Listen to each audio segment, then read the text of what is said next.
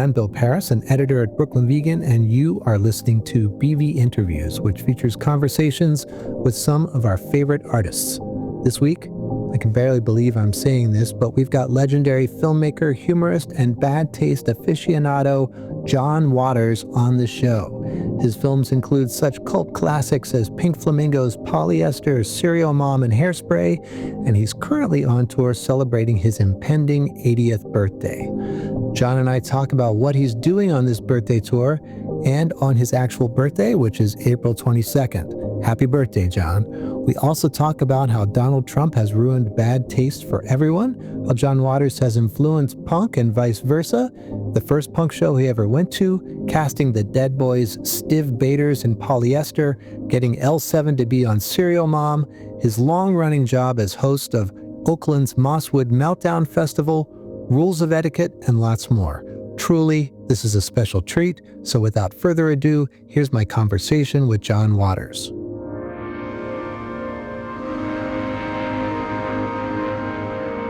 I'm very excited to have as my guest this week a true iconoclast, filmmaker, provocateur, author, hitchhiker, tastemaker, sub pop and third man recording artist, festival MC, and all-around legend, John Waters. He is currently on tour with his show Going to Extremes, a John Waters 80th birthday celebration. What else can I say? John, thank you so much for joining me today. Thank you for having me. Where are you calling from today? I'm calling from Baltimore. I just got back I was in New York yesterday, and then I'm headed right back out. I'm going to Berkeley. I do a show in Berkeley, I think Saturday, and then Sunday. I don't have my schedule in front of me. I got 4 this week, then I come out, then I got, I live on the road. I'm a carny. Happy birthday in advance. Today is April 8th, so we're 2 weeks out exactly.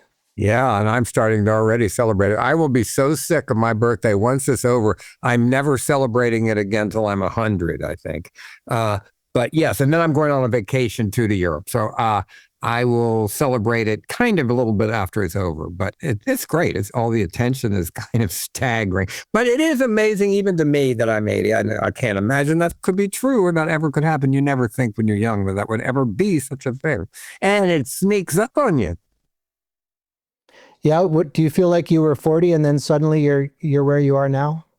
Well, when you're young, I remember when you're 12, you always said, I'm going on 13 because it took so long for the next year to come. Now you say, oh, that was about 5 years ago. And you say, oh, that was 20 years ago. I know. But yes, old people talking. I'm busier than I've ever been in my life. So I haven't slowed down. Well, that's great. You've done these birthday show tours for a few years now. Does the 80th one feel different? Are all your shows new every year? I rewrite my entire show once a year. That show becomes the birthday show, the Valentine's show, the all different shows, the Christmas show. But it's completely new once a year. Yes. And usually I premiere that at the John Waters Summer Camp, which is in October. And this is the last year of it. So it'll be the ultimate graduation day. I see. So you're not going to do an 81st tour? Oh, sure I will. Okay. I do birthday shows every year. Okay. The 80th one, they moved it to bigger theaters. Sure. I understand. They felt, it's more exploitable.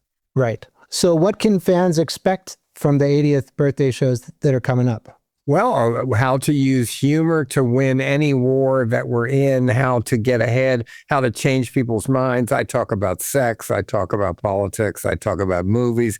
But I'm in the middle now. For the first time ever in my life, I'm in the radical middle. I hate the left and the right for the first time ever. So, because neither side have any humor anymore. And they both now are woke in different ways.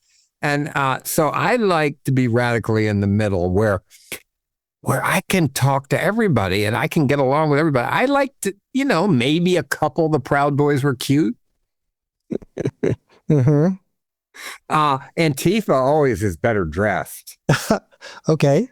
So I look at extreme groups from more things than just their politics.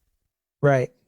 Well, I feel like you've always sort of made fun of both sides going back to, at least through like Polyester, if not earlier, you made fun of both sides. I make fun of the values that my audience and myself live by, not what we rebelled against. And oddly enough, in 50 years, the rules that my world lives by are stricter than what my parents were. Yep. About what you can do and cannot do. So I find it all fascinating, and I make jokes on myself first. In the very beginning, I made a joke of myself in the very beginning by saying I made trash movies and all that. So I am making fun of myself too. So I think that's why I've gotten away with it for so long, and why I'm not really mean-spirited. You mentioned making trash movies. We are living in an especially trashy time of very upfront bad taste. Do you feel encroached upon by the current head of our government?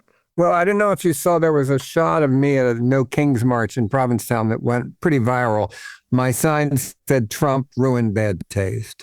So that's not even fun anymore. Yeah. It's not even fun. It's over. He ended trash, filth, camp, everything. He ended it because he has no humor about it, and he doesn't care, and he's glad we hate it. So he ended it. Another thing to add to his war crimes.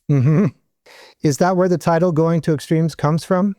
Well, it was happened before that. Well, it was during the years, yes, that everything's extreme. So we have to go to even more extreme. But I still believe that humor is politics. Humor, Freud wrote a book about the joke, what it means. It's humor is how you win. Like my sign that said "Trump ruined bad taste" got way more coverage than people singing "Give Peace a Chance." It really is true. You know, there was that Saturday Night Live commercial where they were advertising huge marble columns. I don't know if you remember that or not. It was like based on some people like who are living in Long Island. And I sort of feel like he's turning the ballroom and whatever the new wing of the White House into that. Well, his whole decoration looks like a bad imitation of Jeff Koons. His artwork. And Jeff Koons would hate it. But Trump looks kind of like he was influenced by it. If he could buy a solid gold Franklin Mint piece for the front lawn, he would. Maybe he'll bring back I feel like the Franklin Mint used to do commemorative chess sets or something in the 80s. Yeah, but you know who owns Franklin Mint is the same woman who owns Fiji Water, and she's a huge contemporary art collector. I had no idea. Yep. If you somehow got an invitation to the opening of the new White House ballroom, would you attend? I would absolutely not attend, although I might be being a hypocrite because I went to the Nixon White House. I was invited by Lee Atwater, who was probably as bad as any of the Republicans today, but I didn't know that, and he was just a fan of my movies.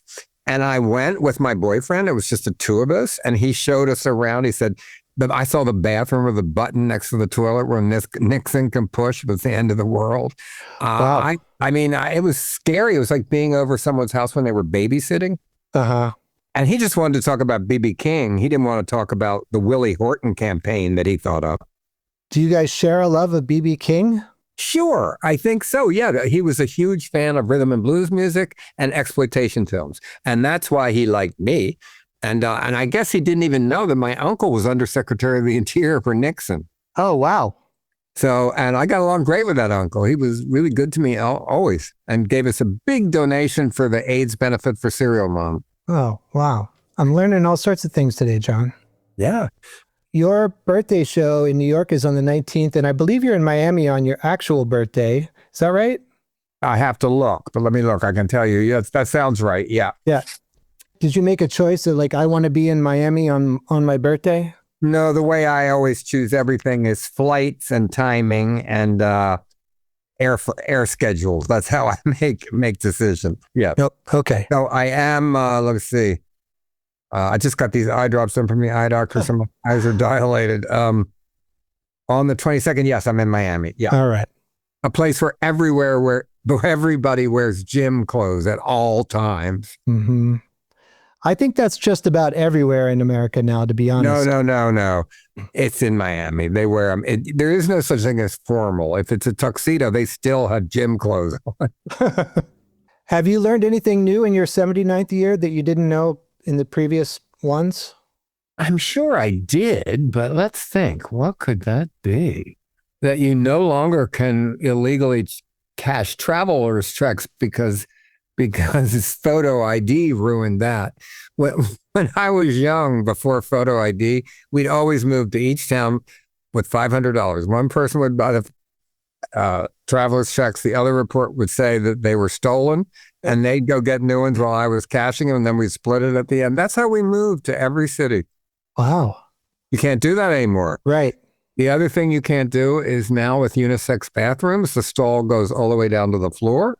So the good thing is if two men are in the booth together, one does not have to stand with both legs in shopping bags. Well, yeah, you win some, you lose some, I guess. Well, how's that for some new knowledge? Yeah, it is.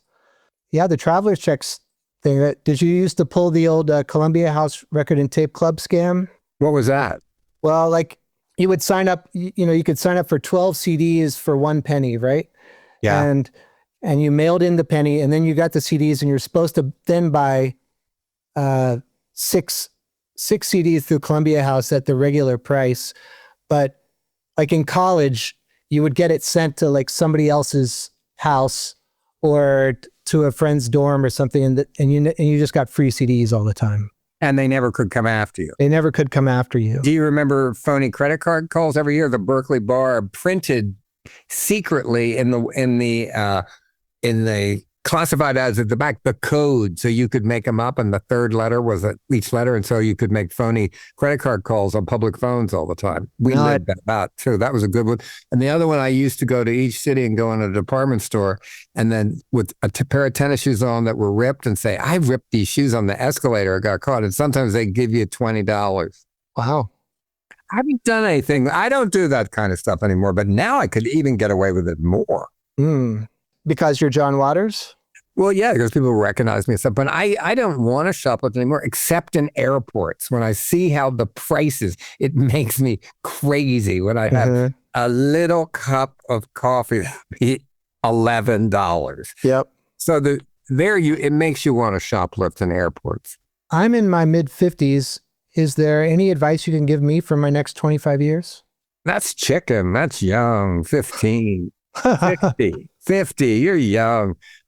My advice is that it goes quickly, and old chickens make good soup.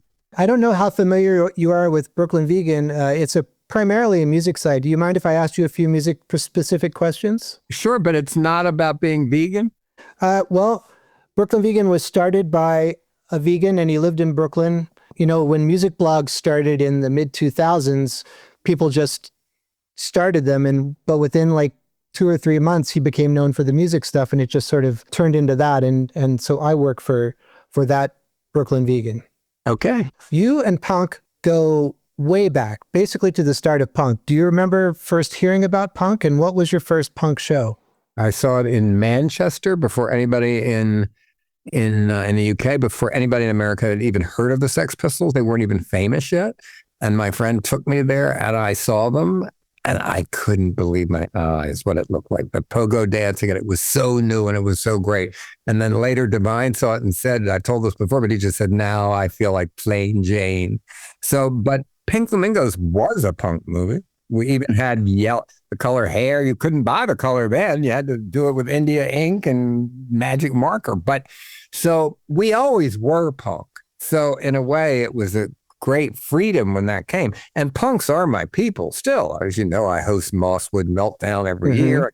Big lineup this year. It's going to be great. So I always feel the most comfortable in the punk world because they want to be hated, which I find funny. The only minority that wants to be hated.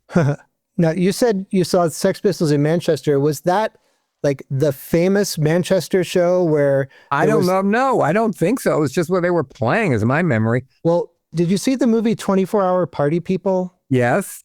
The start of the movie is at a Sex Pistols show in Manchester where there's maybe 40 people at the whole show, but basically every person that was at that show ended up forming a famous band. Well, they always say that about everybody that bought the Velvet Underground album only sold so many copies, but every person started a band. Yeah.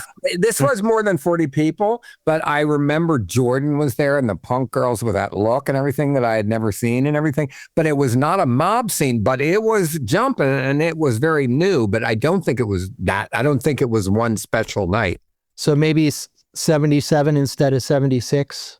That I don't remember. Who Okay. took me became Adam Ant, and he wasn't even then Adam Ant. And I never even knew him when he was Adam Ant. I knew him before. You mentioned Polyester being a punk movie, and I was going to say it's your most punk adjacent movie. Oh, Pink Flamingos. Okay, Pink Flamingos. Yeah. But Polyester in a lot of ways is very punk too, from casting Stiv Bators, and you have members of Blondie doing the soundtrack. Yeah, Stiv Bators was great. He was the first punk I had ever worked with, and he was a great gentleman, and I still send a Christmas card to his parents, but I think they must have finally just died because it came back this year. Did you audition other punks for Bobo? No, I went after Steve right in the beginning because I liked him and I liked his attitude and his look, and I don't know. And we met, and he was very serious about doing the movie. He was no trouble at all. He was a team player. Got along with Define great. What about getting Chris Stein to do the music for the movie? Well, it was Chris Stein and Debbie, and then Debbie couldn't wait to meet Tab Hunter. And when I introduced them, it was old wave and new wave together, finally. And then, of course, Debbie went on to be in Hairspray. Right, of course. Also, Polyester got sampled in the Avalanche's Frontier Psychiatrist. Were you asked about that before the song came out? No, I don't even know about that now. Oh, okay. The Avalanches are this Australian dance music duo who they call what they do plunderphonics. So they basically can find something usable to sample on almost any record. So like this song called Frontier Psychiatrist, I think the main sample in it is, do you know the Burt Kaempfert Orchestra? Yeah, vaguely. Yeah. There's rules how much you can sample legally, right. How long. Right. This is from like 2000 when it was still a little more sketchy about stuff, but there's dialogue samples from Polyester in this song, and it was kind of a big hit. No, I didn't know about that. I stop stuff like that all the time, every day on eBay, because I have many marketing deals. And the worst is Etsy. Oh, God, do I hate them. Like fake T-shirts and stuff like that. Not fake, real ones that they sell when I have T-shirt deals with other people. Right. Well, that's what I meant. Yeah. But you should check out this song, Frontier Psychiatrist. The video for it's amazing.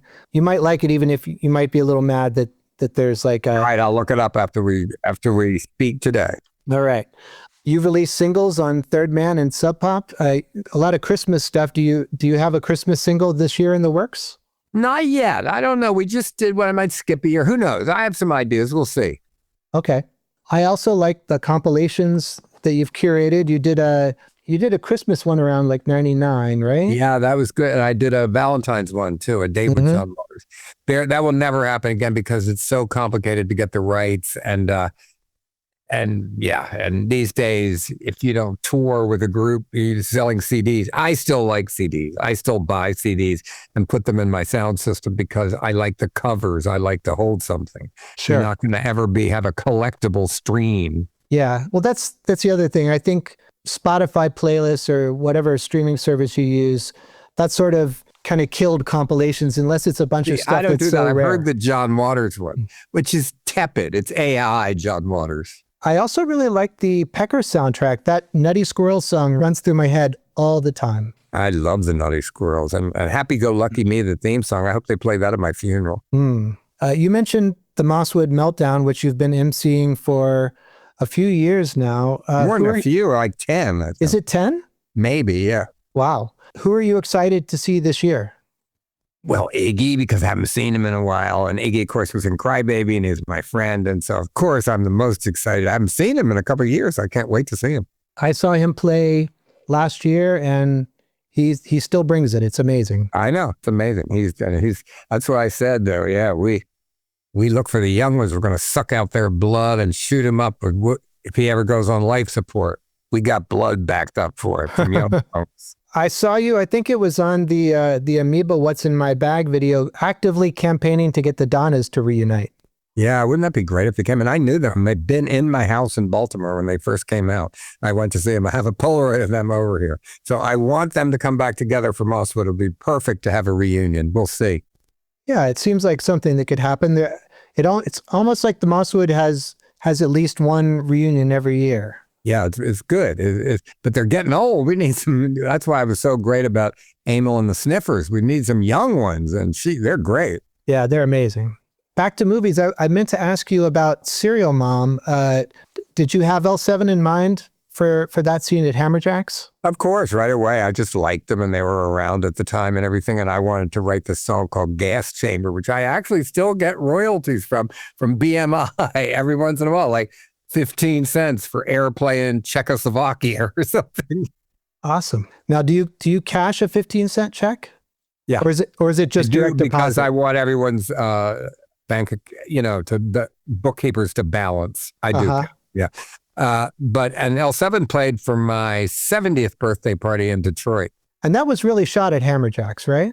Yeah, really at Hammerjacks. Yeah. Yeah. I grew up in West Virginia, which is actually where I am right now. I'm at my parents' house.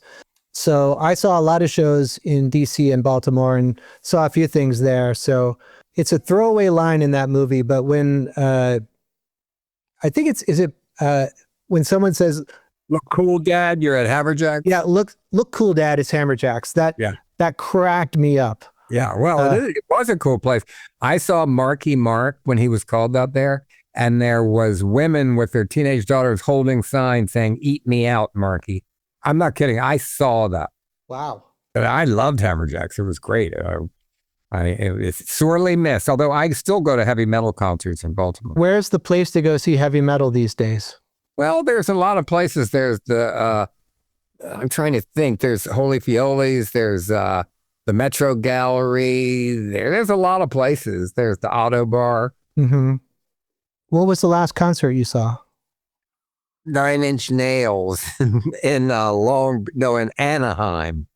What'd you think? I liked it. I just liked the audience. I just like to look at the audience. Mm-hmm. It was fun. It was something I would have never gone to, completely. But I had a great time. Yeah, I saw it this year. And I mean, just visually, such a stunning show, I thought. Yeah, it was. It was fun. It was great. Talking about audience questions, I have a question of taste that I think most Gen X people agree with, but people younger than me don't. And that is, don't wear the shirt of the band you're going to see to the concert. How do you feel about that? I believe that's probably right. I think you should never wear an outfit in the same city you bought it in. And I really believe you should never wear white after Labor Day. But I'd go further. You can't wear velvet before Thanksgiving, and you can't wear patent leather before Easter. That's the only right-wing thing I am about. And Trump was right about how people dress on airplanes. They should be arrested. I mean, that's even more than the Miami fashion, right? Yeah. Well, yeah.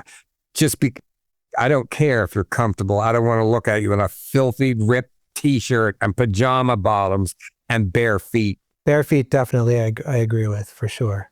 But the no white after Labor Day, I guess, I mean, I didn't realize that Serial Mom was that deep with it, in your core of beliefs.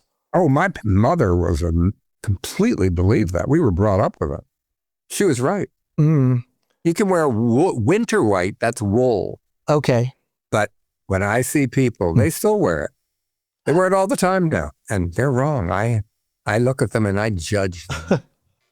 Okay. I'm definitely a fan of white jeans, and I will admit that I like white jeans. I'm like WK. What was Andrew WK? White dirty jeans. I wear white jeans, dirty jeans in the summer. Yeah. I feel like in New York, it's kind of like anything goes there as far as fashion, though. And they're wrong. No.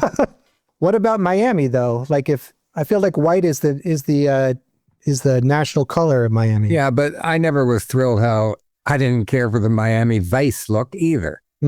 I've never been a big fan of Miami fashion. Okay, fair enough. You said that you're busier than you've ever been. What do you have coming up? Well, I have like 9 birthday shows next week. I'm hosting Mosswood Meltdown. I have a million jobs I can't talk about. I'm in American Horror Story. I'm in another TV show. I'm just crazily busy. I was very sad to hear that the Liarmouth movie fell through. Yeah, but the movie business as I know it is no longer there. And it might happen. I mean, Aubrey Plaza was going to star in it. I'm in the star of her new TV show that she produced. It's an animated show on Amazon. I'm going to the premiere next week and called Kevin. And we all play cats. I think 8 episodes. Oh, okay. What's the title of it? Kevin. All right, Kevin. All right, we'll look out for that. Is there anything else that we should know? No, because a lot of stuff I can't tell till it happens. And then you have to talk about it after you do it. But I don't like to talk about it before I do something. Right. The only thing I can say about vegan is I think PETA is technically right, but animals are meaner to other animals than we are to animals. And I hate moths so much. I root for their destruction. Moths? Yes. Yeah, sure. Okay. I just have one last question for you, and it's a question that we always ask at the end of our interviews. Can you name an album that you think that everybody should own or at least listen to, and why? Is her name Doris Duke? It's called I'm a Loser. Oh, I don't know that. It's the greatest album. Look at the cover too. From 1970. What describe it a little bit for us. It's just about being such a loser in her whole life, and she's just sitting here on this lumpy bed. She's saying, oh, it's great. And the other one is I've Got Papers. Do you know that song? I wrote about that in my book. Mm-mm. There were 4 sequels. Listen to I've Got Papers by Dimples. Dimples. All right. Well, John, I'm going to let you go. This has Thank you. This has been fabulous. Good luck with your upcoming birthday shows. And again, happy birthday. Thank you so much. Bye-bye. Okay, thanks again to the one and only John Waters for being on this week's show. Wow. Catch his 80th birthday tour now and look out for his annual Christmas tour at the end of the year. Meanwhile, you should check out our other podcast, BV Weekly, where my coworkers Dave and Andrew discuss the week's hot button music news, the latest releases, and more. You can also follow Brooklyn Vegan on social media, and if you like this episode, be sure to tell your musically minded friends about it, as well as do all those other things, like, subscribe, write us a review, give us 5 stars, all that kind of stuff. It really does help us reach more ears. Big thanks to our mix engineer, Nick Gray, and Michael Silverstein for the theme music. I'm Bill Pearis. Thanks for listening.